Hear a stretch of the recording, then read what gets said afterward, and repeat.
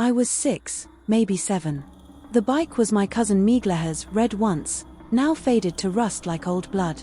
That Lithuanian summer stuck to us, sweat, dust, the sour taste inside my mouth.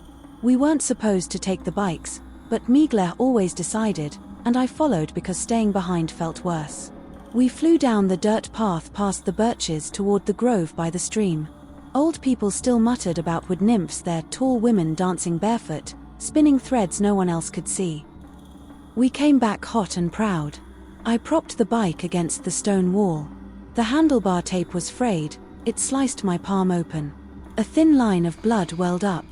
I stared at it, stupidly happy for a second because it was mine and no one could take it away. Migleh wanted another go. She grabbed Thomas and headed straight for the grove. My legs were jelly, and something heavy sat on my chest. I stayed. They came back too soon. Front wheel wrecked, spokes broken, rim bent like it had tried to scream. Thomas yelling. Migleh looked across the yard at me, face blank. Indre did it, she said. I saw her crash it. My mouth opened. Nothing came out. My aunt dragged me to the attic by the arm, fingers digging bruises. Door slammed. The air stank of old grain sacks and mouse droppings and something acrid that was probably just me. I cried until I had no voice left. Kept whispering it wasn't me until the words turned stupid. No one came. I curled up on the floorboards and listened to the house creak like it was glad to be rid of me. Migleh died the next summer. Bike on wet gravel near the grove, neck broken in the ditch. They called it an accident. At the funeral I stood in black shoes that pinched and felt nothing. Then a small, hot flicker inside. She can't look at me like that anymore. The flicker grew, shameful and warm. I hated myself for it, but the hating was mine too, and that felt better than nothing. Then my parents. Black ice. Car wrapped around a tree like paper. I was in the back seat, walked away with the old cut on my palm split open again. People kept saying I was lucky. I tried to remember what lucky felt like and couldn't. Orphanage in Vilnius. Ceiling cracks looked like birch branches trying to grab me. Same question every night. Why do they leave?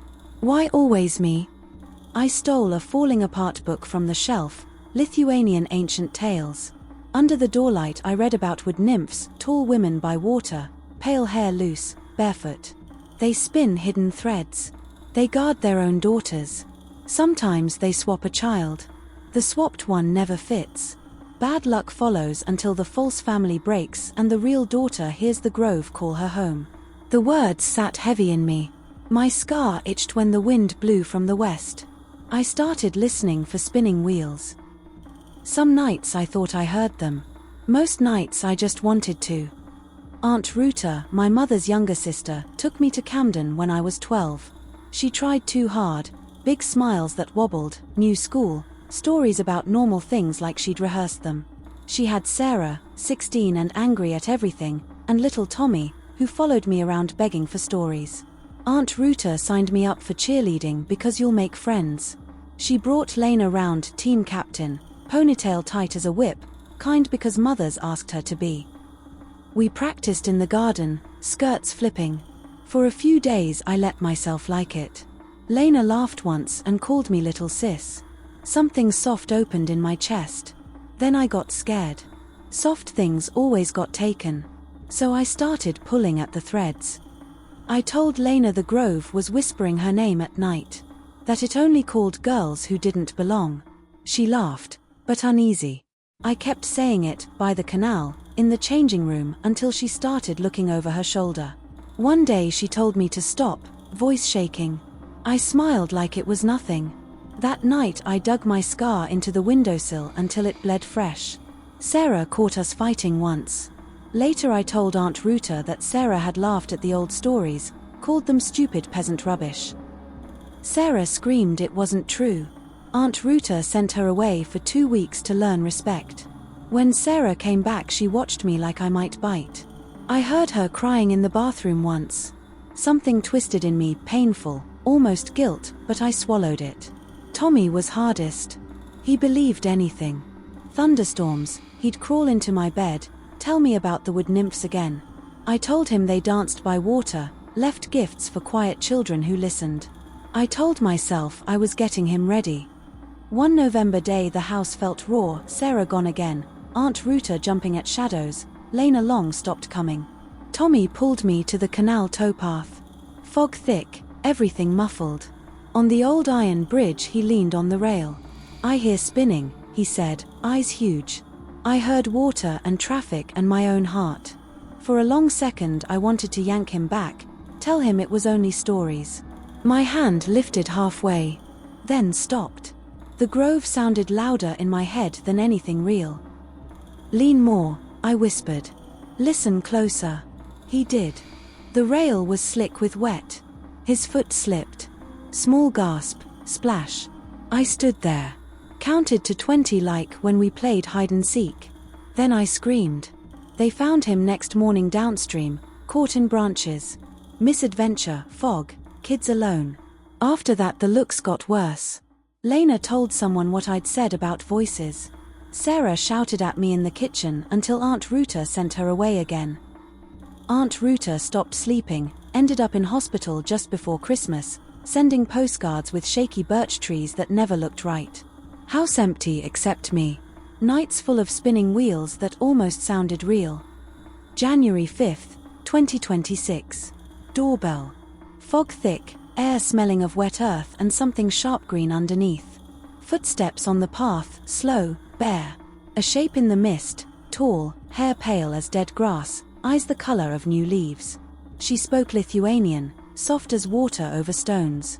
My daughter. The threads are cut.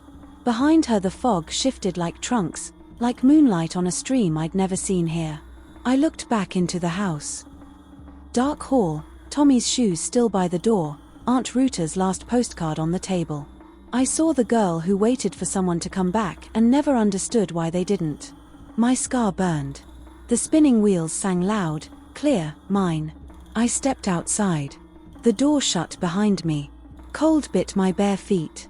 The tall woman took my hand, cool, dry, strong. We walked into the fog. Shapes moved around us, laughing low. I smiled. Excerpt from Psychiatric Evaluation Report. St Agnes Secure Unit, London. Patient, Indre H., age 15. Date, the 13th of February, 2026. Evaluating clinician, Dr. M. Patel. Found the 6th of January, 2026 in garden of vacant neighboring property, severe hypothermia, barefoot. Multiple superficial linear lacerations both forearms, self-inflicted. Fixed illusion of changeling identity, believes deliberate severance of attachment figures required for return to Baltic folklore entities, wood nymphs. Describes facilitative role in cousin's drowning, coronial verdict, misadventure, with flat effect, intermittent tearfulness when pressed. Heavily annotated copy of Lithuanian ancient tales recovered from scene.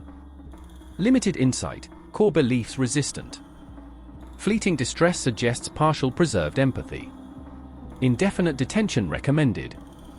High risk to others, increasing risk to self.